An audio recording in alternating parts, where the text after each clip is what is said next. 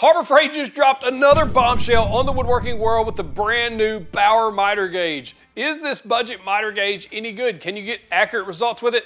We're going to put it to the test. I'm also going to compare it to another king of budget miter gauges, is the V4 miter gauge I reviewed recently, and we'll even stack it up against a little bit more expensive, surprisingly, Woodpecker's miter gauge to see how all of these compare to each other and see if the Bauer can hold its own. If you'd like to check out any of these miter gauges for yourself, I'll put a link in the description and the pinned comment to help you find them easier. This video is not sponsored. I bought all these. Let's go. So out of the box, you get what you expect on a miter gauge. You get the fence, you get several different knobs that you're going to have to assemble, but assembly is very easy. First off, you install the handle, and then you just use the little red knobs and install that fence. And then there is also an extension fence lock that you're going to put on there. All this is very simple, and it does come with a stop block that flips over as well. So assembly is very easy, and this is a fairly lightweight and compact miter gauge. I think this will be perfect for small compact job site saws all the way up to professional cabinet style saws. The first thing you do is put the handle on and then set it to 0. From there, before you put the fence on, you're going to want to adjust this. You can do it after you put the fence on, but it's just easier to do before. You're going to want to adjust this to your miter slot. There are 3 Allen keys or Allen bolts on the length of this miter bar. You're just going to back those out slightly. And I'm telling you, when I first put this in the miter slot, it was very loose, but back them out to where you could barely feel them sticking out. And now it's snug as a bug in a rug. That's what you want. You don't want it to be so tight that you can't push and pull this with a fair amount of ease, but you also don't want it so loose that it's moving back and forth. After that, put the fence on. It's very easy. Got 2 bolts, 2 knobs, slide the fence right on, tighten those up, bada bing, bada boom. It's where it's gonna be. You just wanna make sure you set this close to your blade, but not so close that it's gonna touch the blade. And then there is an extension wing lock on there, and it's kind of interesting how this works. It's basically just a piece of metal that presses down by force, and it prevents this from sliding back and forth when it's snug. And when you loosen it up, you can move that anywhere you need to. Gives you a little extra support.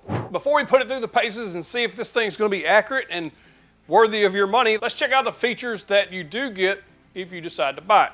First up, you do get a stop block with this. If you choose to use it, you can flip it back out of the way when you're not in use. You can flip it down right where you want it, lock it in place. There is not any micro adjustments here, which some of the other competitors do have that. So if you want a micro adjustment, this may not be the one for you, or you could just pick up a standard one on Amazon or something that runs in this T-track.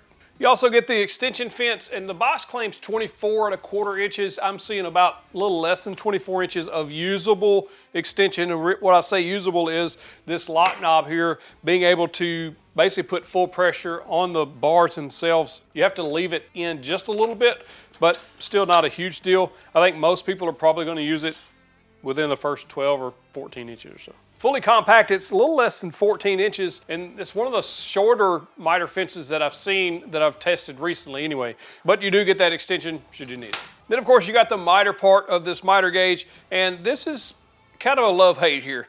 The way this works is you have to loosen this knob, pull back on this little tab to get it out of that indent, and then you can move the miter gauge. The problem is this is very, very stiff and quite difficult to pull backwards even when this is fully loose. Of course, that's just a minor quip. Once you get it pulled back, you loosen your main knob and then it will move anywhere you need it to.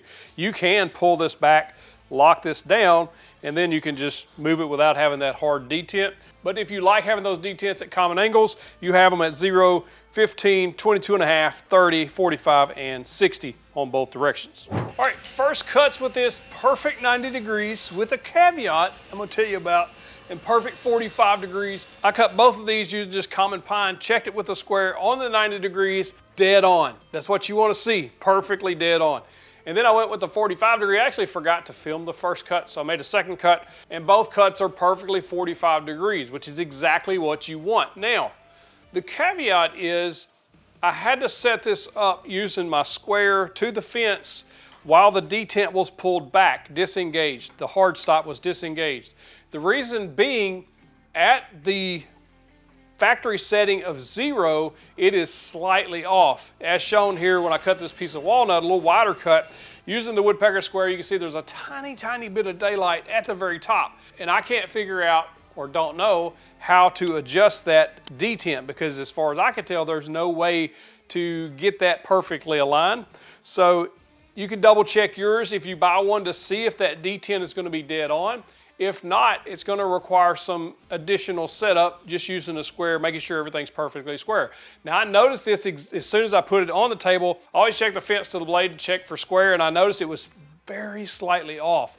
And so what I did was just pull this detent back, get it out of the way, line everything up, and then I can tighten everything down with the knob, and it's going to be there just like most any other miter gauge will work. You're just not going to have any hard stops if it's off. Is that a deal breaker? You let me know. Now the manual does say you can move this or loosen these screws, and then you can move this line indicator and line it up with 0. But that doesn't do anything for the actual detent itself, because it's kind of hard locked in place. It's riding on the miter bar, and these are already set. And there's no other way that I can tell to adjust that. There is that pivot point right there, but that's not going to change this. All right, before we compare the Bauer to some of the competition here, let's talk about how it performs. First, I really do wish it was square out of the box inside that detent.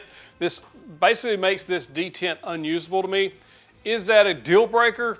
Not necessarily, but it is kind of nice when you can just drop a pin on a 0 or a 45 and make the cut. It makes it very fast, that way there's less setup.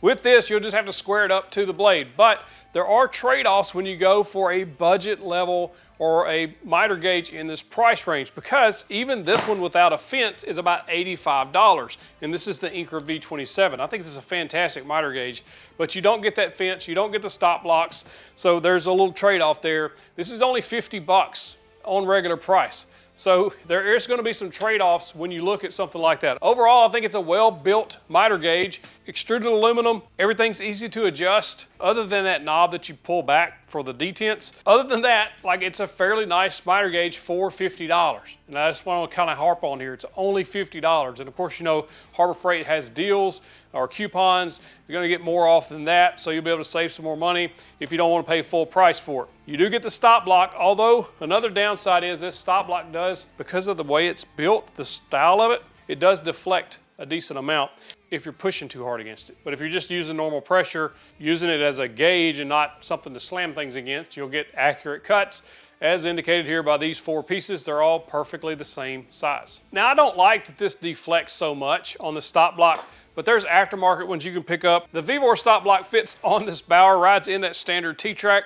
Any of these stop blocks that ride in standard T-tracks will work, so if you wanted to upgrade that, it's very easy to do. If this one's available individually, I'll link it in the description. If not, I'll link to that PowerTech one that I've used for years. And then that solves the deflection problem. While I like this design, it's just not practical. Even if this positive stop worked, I think this spring they're using is a little bit too strong. It's very hard to pull this back. Even if you're just pulling this back to get it out of the way so you can use the other degrees that are not positive stop, I think that they could just use a less powerful spring. I guess that'll loosen up over time. You can take out this Allen bolt that's right in the end of this miter gauge, back that all the way out. Be careful, it is spring loaded because there is a spring back there. And then this just free slides. You can put the bolt back in there and not have to worry about that spring, especially if this thing isn't dead accurate at your positive stops like this one. I think that's how I'm gonna leave this one. I like how compact it is. I mean, it's only about 14 inches collapsed, and you can get up to almost 24 inches when extended. The extension does deflect a little bit if you're putting pressure on the outside edge, but the Vevor did the same thing. But if you get a lot of leverage out to the left side of something like this, it's going to kind of deflect on most miter gauges. Even the more expensive woodpeckers does the same thing, because that isn't really meant to be pressing against. This is just for stability, and you're gonna be putting the pressure right here at this pivot point as you push through. So you shouldn't see any major differences or downfalls there, but just be aware it's there. However, when fully collapsed, there is 0 deflection. It works perfectly.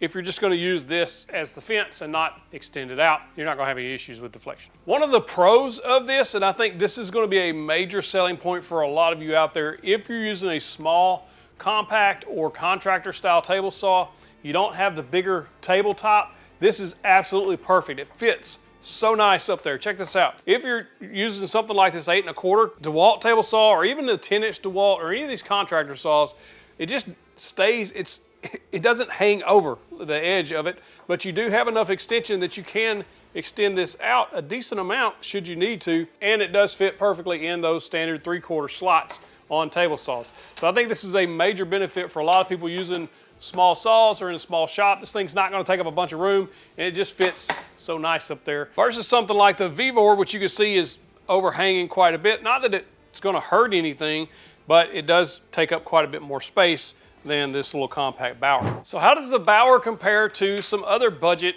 miter gauges? Vevor budget here is a little subjective. I think the Vevor, if I remember right, was close to $100. So this one's half the price, but you do get a few more niceties on the Vevor, you tell me. If you decide to go with the Vevor, then you do get some niceties. I do like how they do their detent, where you can pull the detent up very easily and lock it in place. That way you can move the miter gauge wherever you want it, and then you can flip it back down and it will actually stop in those holes. Another thing is the Vevor was absolutely perfectly accurate right out of the gate in the detent, so that is nice as well. The knobs are also nicer on the Vevor, and the stop block does have that micro adjustment, and the fence does extend out quite a bit more. And overall, I think it's just a better built miter gauge, but it's also almost double the price of the Bauer. Then if you compare it to something like the Woodpecker Stealth Stop miter gauge, I actually like the Stealth Stop because of the stop block. I have that same stop block on my miter station, and I just really like that style.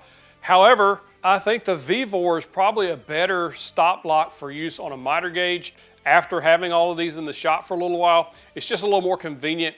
You don't have to have any wrenches or anything to move that stop block. I love the Stealth Stop. If you're thinking about getting it, it's a fantastic miter gauge. Very accurate, easy to use, but I do think the Vevor's stop block part is better.